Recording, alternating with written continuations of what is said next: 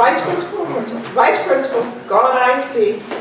If you got kids in school, you got grandkids in school, you want to know something about the education system, this is the person that hears. She's got a presentation and she'll take a few questions. Now I found that as I was parenting somebody through school, I got to spend a lot of time in the education system in the principal's office.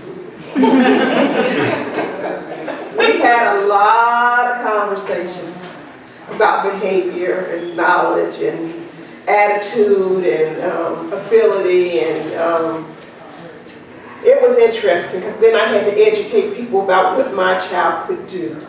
And I had to tell them what you see and what I see are not the same things.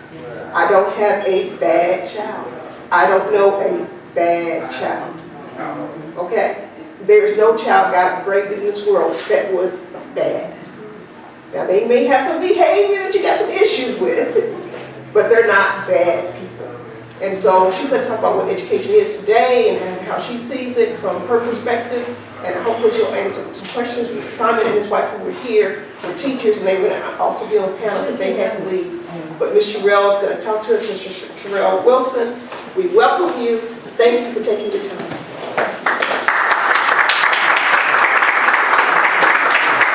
Good afternoon. Obviously, I teach middle school students, so yeah, you have to kind of yell over the noise sometimes. So I've actually taught elementary school before. I actually started out teaching music, and then I moved into the classroom and taught 3rd grade all the way through 5th grade, math, reading, history, science, you name it, I taught it. And then I moved into administration to do 6th through 8th middle school. But before that, I actually am from East Texas, so I come from a very small town, Tyler, but actually White House, which is even more country than Tyler. I was not exposed to all of the great things that the DFW Metroplex has, but since then, I've learned so much of a great amount of energy and education. I've strengthened myself, and I continue to try to learn every single day. No matter what I do. So what I will say is I am actually one of those millennials that everyone talks about. I am the highly educated, I think I know it all sometimes, but the thing that holds me back is that my parents would be highly embarrassed if they knew if I acted anything beyond what they taught me, because I have very supportive parents, but they don't have any problem snatching me, even though I'm 31 years old. So just to say that, I did not grow up with the whole, you have all these opportunities, let's just throw you into something. I actually grew up in a town where the color of your skin kind of determined what you did, and you kind of set in this box and that was it. So coming up and learning some more things about different cultures and different kinds of students and different backgrounds has really helped me to have an appreciation for that student that comes in and really just does not know how to sit in a chair. Having to teach that, and they're 6'2", is a skill. So some background for me, I actually specialize in GT education, EPRIS education, music education, and then general students in general, I will say. As an assistant principal, I probably can tell you every law about attendance. I can tell you everything about the state testing that you need to know and how to help your student be successful at it. And then I can also tell you how to be an advocate and also a supporter of your student in a quick little nutshell. But there are just 4 things that I want to share with you about bridging that gap from being a parent to the education system. And those things are being involved, being present, being a supporter and an advocate, and then finally helping your child stay organized. So by the time they get to me, imagine this. You have a kid that maybe they were that bad kid. Maybe they were labeled very early. Maybe they have a tag of their special education when they're really not. They just don't have direction. And they've gotten middle school somehow. And once they're in middle school, of course, they're 6'2" by this time. And they don't know how to sit in a chair. They have a lot of energy because they're just a little kid in a big body. And their exposure is very low when it comes to, I know how to be in a class of 45 and not be the person who's taking up 45% of that energy of the teacher. So teaching them those skills as soon as they walk in is probably your best bet before actually get into any content. I specialize in mentoring my new teachers, and a lot of times my new teachers, it's a big turnover because they just don't know how to handle big groups of kids. So teaching them how to be able to teach just structure. Just teach them how to come in the room, how to sit when they need to sit, talk when they need to talk. Let them talk because they have opinions. Let them express those opinions, but let them understand how to do it in a professional and promoting and positive way, rather than I'm listening to react to you, than I'm listening to understand you. So as a parent, one thing you can do is just be involved. Number one, go up to the school, join the PTA, talk to your students' teachers, look at their grades. If you have an email address, put it in the system so that you can start getting in the know of what's going on at your child's school. Check their backpack every single night if you can. Pull out all the junk that they've collected in the school and organize it every single week. Go through and talk to them about what's in their backpack. Go through and ask them, what did you do today? Not just, oh, I learned something, or I just played. What did you learn in math? How could you show me how to do that? Be very specific with this generation, because if you just say, hey, how was your day? It was great, and that was it, if you get that. If you're specific with them, then that makes them have to dig a little deeper and give you a little bit more of a detailed answer. So be specific with this generation. Check your students' grades weekly. This is the digital age. I know in Duncanville they use Skyward. In my district they use Skyward. It is as simple as just add your email to the system. You can, especially if your teacher is very digitally oriented, you can get the assignments, you can see what the grades are, you can set up alerts for when, if your child is making below a passing grade or they're making below your expectation, you can basically set up an alert so that it comes to your phone, and then you can go ahead and ask your student when they get home, hey, what happened to this grade? Do we need to correct it? Do we need to redo it? Ask the teacher those same questions. What are your expectations on if they make a failing grade? How can I help them at home? We're past the days of I'm just going to send them to school and that's the only education that they're going to get. A lot of our students, they perish from just not being exposed to things. If you can imagine, there are 5-year-old kids that they come and the only places they've really been in their lifetime is the grocery store and maybe the mailbox, and that's it. They just don't get exposed. They've gone around family members. They've seen the exposure to hanging out with their family members and learning about all of the positives and maybe the negatives of their family members, but they have never been to museums. They've never been and experienced the zoo and really talked about it. They've never been in a public library. Take them to those places. A lot of them are free. Our Dallas Museum of Art is free. Riding the DART train for kids, a lot of times it's free. Those are things that help our students, and when I say our, I mean our students, learn to be exposed. And that exposure does a world of difference by the time they get to school. With that, they learn the whole idea of, okay, there are some situations where I can't come and fall on the floor, and I can't talk very loudly. They learn those things. Take them to church first and foremost. They need to go to church. They need to learn the Lord, because the Lord will teach them a whole lot of stuff quicker than any book will teach them. Teach them and expose them. Next, be present. In middle school, I see less and less of parents coming in and eating lunch with their kid, and coming in and meeting the assistant principal or meeting the office people, or just coming in and checking with their kids. So the bigger they get, the more you should check in. The younger they are, they're going to come and they want their hugs. They're going to come and talk to you. But the older they get, the less they are apt to talk to you unless you are a present force in their life. So go ahead and talk to them about their day. Ask them about their friends. If their friends can't come over to the house and you've never met their parents, maybe that may not be a good friend for them if you don't know who they are and where they come from. That exposure is something that can take a change for them, for the whirlwind or for their life. So make sure that you're present in their lives, their friendships, whatever's going on, make sure that you're present. A lot of times our kids, they like to hide stuff. So ask them. As they get older, it's okay to say, hey, I need to see your arms. I have so many kids that they are hurting inside because their parents are hurting because they don't talk to them.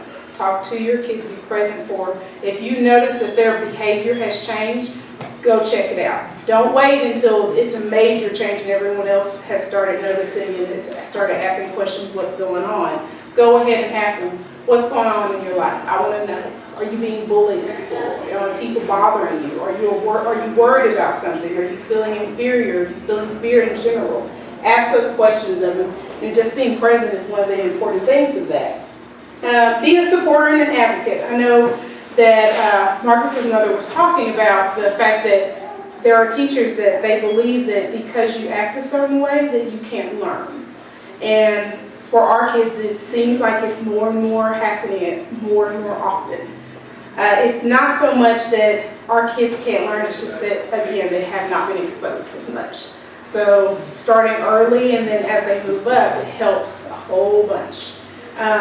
Making sure that their kids are not just reading the newspaper or not just reading what's on their phone and holding it up, but taking them to the library, making them check out nonfiction and fiction books. Asking the teacher, what can I do at home to help my kid? If they have a cell phone, they have a computer, so they can do some work on that cell phone. And then asking them, what are some things that I can help with my kid to improve their education? Being a supporter and an advocate also means that if you see that your teacher is saying, or your child's teacher says, your child is struggling like this, but at home, my child is not struggling like this, that's your time to be an advocate. Don't let them label your child or label your student with something that you know is not true. And be okay with saying, no, I don't want that. That's not going to fit my student. That doesn't fit what I see at home. I have the more time than you have, I see this. I'm going to advocate for my child. Now, if you see some things that your child is doing at home and your teacher does want to support you with things, be a supporter and say, hey, I noticed my child is struggling reading and that's not developmentally appropriate because I've kind of done some research. What can I do to help? If your teacher says, hey, maybe we need to test them for dyslexia, it's okay to be dyslexic. You can still go to college, you can still play sports, you can still be a business professional with dyslexia. There are lots out there. But don't shut it down just because you're afraid of that label sometimes. And then lastly, just help your students stay organized. A lot of schools, especially in the Dallas Metroplex and then also some of the smaller areas around, they have turned to a program called Avid. If you don't know anything about Avid, it's a great system and they're starting earlier and earlier for kids. Basically what Avid does is it teaches your child first organization, that you have to have a notebook, you do have to put your things in the notebook in the right place and you need to take notes in an orderly fashion. It teaches them that early. Then once they get to middle school, it teaches them how to professionally talk to people, how to make a resume, how to fill out and market yourself even as a middle school student. You have skills that you should share with people.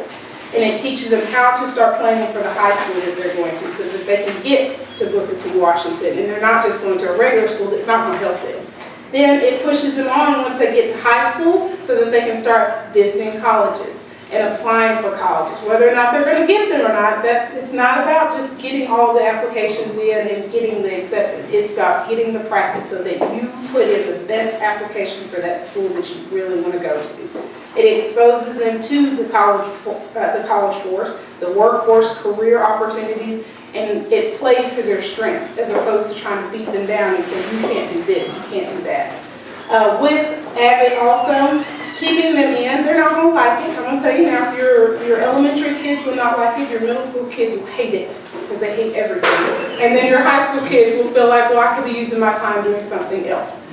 Let them do the work. It's worth it. It will keep them on a straight and narrow path. It will keep them motivated. And it will also open them to some doors that maybe you don't have time to because you're trying to work and put food on the table. Now what was it called? That's called AVID, A-V-I-D. And it's actually a national program. And it's advancement via individual determination. And a lot of our, especially our schools in our inner city, our Title I schools that get a lot of funding from the government, they are going towards AVID because it is a college readiness, career readiness program for students from grades K all the way through 12. What's it before? Advancement via individual determination. I will tell you that being active with AVID, I'm an administrator, so I don't get to do all of the planning with AVID, but I do get to support our kids. I'm actually taking Kids who have never been to any professional, any kind of sport, we're taking them free of charge to the Mavericks game tomorrow. And it's just kids that have been in the AVID program, their parents, they come from single parent families, they come from, I have a low income, we live in an apartment and I have 6 kids, or I'm grandma and I'm raising my children's kids because my kids haven't gotten it together in their lives. So I'm raising my grandkids now. All of that, we target those kids and we keep them on track at an early age and just keep them in the program.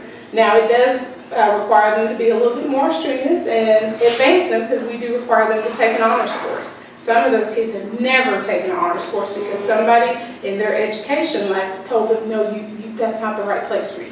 They need that challenge. It's okay to be challenged a little bit. It'll put some hair on your chest. It'll be good for you. So we try to get them into at least one honors course their first year, and then we put them in another honors courses. With honors courses, if you feel like your kid can handle the work, especially if you're willing to support them, put them in an honors course. Number one, it's going to be more challenging, which is going to keep them busy. Number two, it's going to expose them to more high engaging material, not just what the state requires them to learn. And then number three, the crowd in honors courses, believe it or not, is a little different. So if you're in that class that a lot of the kids, they have a background of, hey, you're in here to learn, take care of your business, then all of the kids are doing the same thing. And when you're exposed to that, it feels odd to break away from that. So teaching them where, okay, a challenge is okay, you can handle it. Get in there, you can do it, I'm going to help you, I'm going to support you, whatever you need, we're going to get it done. But getting them on that track so that by the time they get to high school, they're getting endorsements. They're not graduating with a high school diploma that's basic and doesn't get them into anything. They're graduating with an endorsement that's going to get them into a career facility where they can go and get a career that's going to get them 6 figures real quick. Or they can get into a degree plan that's going to get them a career that they can live and make a living from and raise a family on and have some stability once they come out. Because as soon as they come out, they're ready to make money. They're instantaneous. I want to make money. I want to have this. I want to have this. I want to have this. Teaching them early is the best way for millennials. You cannot wait until they're in 12th grade and try to save them. You have to get them early so that they know, okay, this is the system to get them going. With the kids, what I will say is I have kids from all ranges. My school, it was a school that, if you remember the tornado from 2015, I had 60 kids that were affected by that. And I remember coming back and I have kids that don't have homes. So they experience things a little bit different. If you can imagine how we as adults, we like to hold on to things. We don't like everybody knowing about things. So ask your kid about their mental health too. It's okay for your kid to feel stressed. Take them to someone that will help them. You do not want, it's more and more of our African American kids especially that are cutting and they're hiding it, that are hurting and they're hiding it.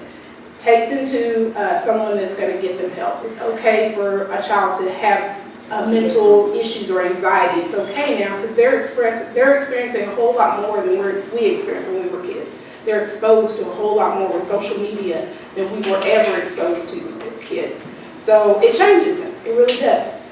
I can tell you that I have all kinds of kids in my school, so if you have any questions about anything education, I could probably answer it and I'll probably point you on the right track. If I don't know, I probably can find it out really quickly for you. I do have some business cards and I'm well open to answer any question that you may have.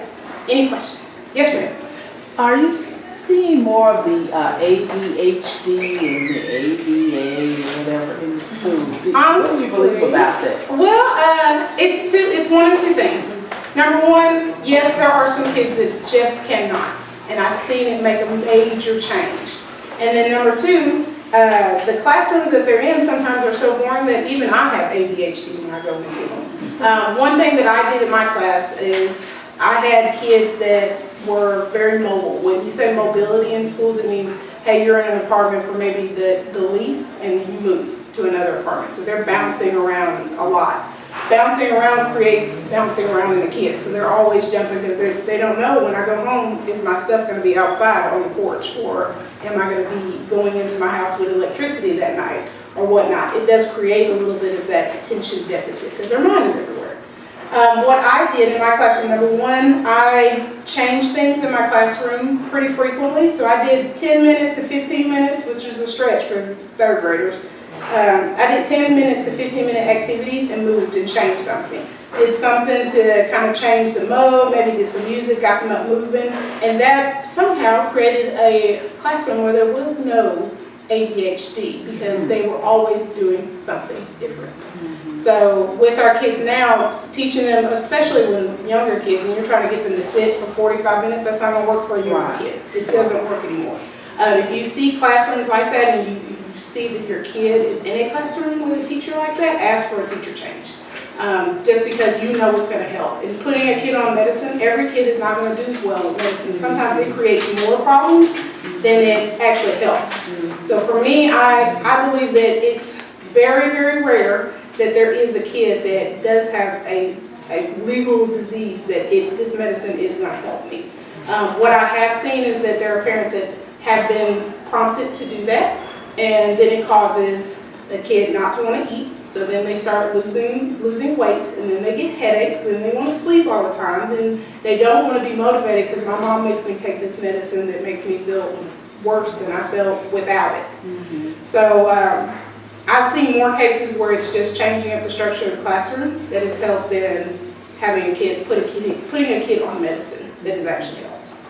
Believe it or not, 30 years ago, the teacher told me that kids didn't want to be still but for 15 minutes. So I don't think it's just the kids, that kids just like that. They don't want to be still. I actually put my whole classroom of 22, I put my kids on exercise balls. And that stops any amount of idea of my kids can't focus. And I'm always looking for the focus. I'm not really looking for the be still. Now, granted, in a classroom, you have 22 kids on exercise balls. Yes, it looks like your classroom is doing this and you're underwater. But if you could look and you watch the kids, they'll sit still, they'll be thinking, and they'll just think, and then they'll start bouncing. Normally, if they're in a chair, what are they doing? They're getting up, they're fidgeting, they're walking around, I gotta go sharpen my pencil. But if you have something, or fidget or something in their hand, it magically cures it. It's not really a cure, they're kids. They can't be still. There are some kids that are, because I know I am, I know that with me, it took me years to figure out that's what the problem is.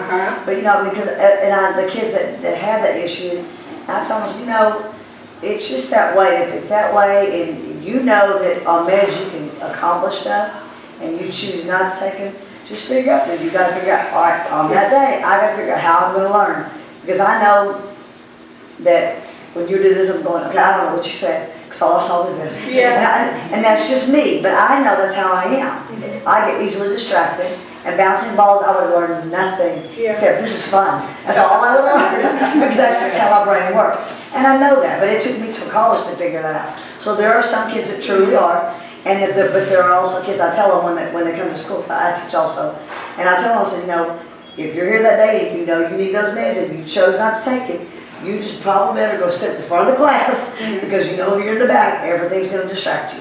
And that's your choice you chose, but you got to figure out what you got to do to get up to overcome it, because you made that choice. You know, those are things that are going to happen. I mean, you forgot to take it, sit in the front of it, because you already know it's going to be bad. And you know, it's just but there are some that do. I don't think everybody, like you're saying, I don't think everybody needs VMS, because there's some come in and they're like zombies. I'm like, oh, I don't like that either. So I mean, it's a tough thing. It's hard, and a lot of it, I think, is you're right. We don't get outside. They don't get outside like we used to. What do you mean? We lived outside all day long. I never came in, and these kids don't get to get outside very much anymore. So I mean, it makes a huge difference too. I'm out to eat, so I'm an advocate on outside. Go outside play, so that helps a bunch. So. Any other questions? Yes, ma'am. I have a 9-year-old that's been to 5 different schools. How does that affect a kid? But okay, let me say. She's been to 5 different schools, but she got a huge family, and she be to a lot of functions. Now she can hold a conversation with me and you, but when it's in the classroom, it's kind of like, you know, it's a struggle. So is that the 5 different schools, one for every year, or is it? What is going on? I think if she's able to hold conversations, and they're pretty detailed conversations, I think she has the potential to be someone that could advance. I think because she has so many gaps that have been created, because every school district is not going to be teaching the same thing at the same time. So you may be in Dallas and you may be learning geometry. Then 2 weeks later you jump over to Garland and you're learning multiplication. Although there's still math, you're in 2 different places. So she may have been, because she's been moved so much, she may have accumulated a bunch of academic gaps. They say she's struggling with her reading. Yes, and that could be because the inferencing skills, like you can talk about everything, but then can you read something and pull out a meaning from a genre that you weren't exposed to because you moved a different district before it happened? So what I would do personally, I would, number one, take her so that she can be exposed to more different kinds of literature. She needs to know about poetry. She's 9 years old, so she's probably 3rd, 4th grade. She needs to know about different types of literature, and then teach her about not just nonfiction storytelling so she can put those pieces together, but also nonfiction where she's pulling out more information from things, where she's exposed to those kinds of things. Then asking questions. A lot of times online, they have a lot of the books that they're especially if they're 2013 or older, they have questions that you can ask online that are on her level. That'll help her to be able to focus with whatever the content is or whatever the reading is, so that she can actually answer a question that's pulling out something else that may have not been revealed immediately in the book. But it's because of that moving that she's had gaps. She can do it because she can hold conversations with people. That's half the battle, just having the motivation to want to open up and have a conversation with people. But if she has a little bit of time to just fill those gaps, it would definitely help. I would talk to the teacher and make sure the teacher knows, hey, although she may be very outgoing, I think she would benefit from some extra either tutorials or whatever programs that you have that are going to fill those gaps independently that she can work on at home. For math, we have Think Through Math, which is free, but it's at home. For reading, there's a couple of programs that are free online. And if she just works through that over the course of the rest of the year, it's going to fill the gaps because she'll work independently, as opposed to someone that won't work independently, because she already wants to talk and she probably wants to learn too. But yeah, filling the gaps would definitely help. Since she's in 3rd and 4th grade, she's going to take a reading test, but it's not important to pass it yet until 5th grade. But by then, as long as she's staying on a steady target of filling those gaps, she'll be ready and she'll do well more than just passing it. She'll advance. So that's what I'm saying. Another person, tell me this. I have associates that go to, we have upper scale schools in Missouri, in the inner city, where people are going to invest a lot of money, so you get a better teaching, you get better exposure to other things that's going on in the world system versus a regular inner city school that don't have the same options. Is it because of the teachers, or is it because of the school board says, well, we don't care if you know this, but it's okay if you don't know that? You know, it's more kids out of this upper scale school going to college on scholarships versus inner city kids going to school just barely getting out of there with a high school diploma. And they got made it so now it's kind of like dumb it down. If you get enough scores taking canned food to an event, you get a credit. So where's the science behind that? What I will say is public school went up, and that's why I'm trying to move up into administration, because we do dumb down a whole lot of our content or a whole lot of the things that kids are developmentally ready for. If you can just put this into perspective, the state testing in Texas, you have to make a 45 on the state test to pass it to go to the next grade. So if our kids are not making a 45 and you've had them for 6-7 months, what have you been doing the whole year? And in that amount of time, I believe anyone can accomplish 42% of whatever you need to learn over the course of the year. So what I would say is the schools that are providing programs that are not all linked to the state testing and built on the state testing standards, but you know it's exposure to something that, hey, I didn't learn that until I was an adult. That's what's creating, it's all about exposure. It's not about the state testing and what they need to do, because a lot of the private schools don't even give the state test. It's about the amount of exposure that those kids are getting. So with the public school, we water down a whole bunch because we are literally just beating them down to make them regurgitate something real quick. And especially closer to it nowadays, they're getting closer to just beating you down and, hey, I need you to regurgitate this and make a 40 so I can move you on to the next grade. That kid's not prepared for the next grade if they only learned 42% of what they were supposed to learn in the previous grade. So what I would say is just whatever programs that you think that can be exposed to, if you feel like you need to keep them at the public school, a lot of the programs that the private schools are doing are free anyway. And you can still expose your child to that, which is beating them at their same game in a way.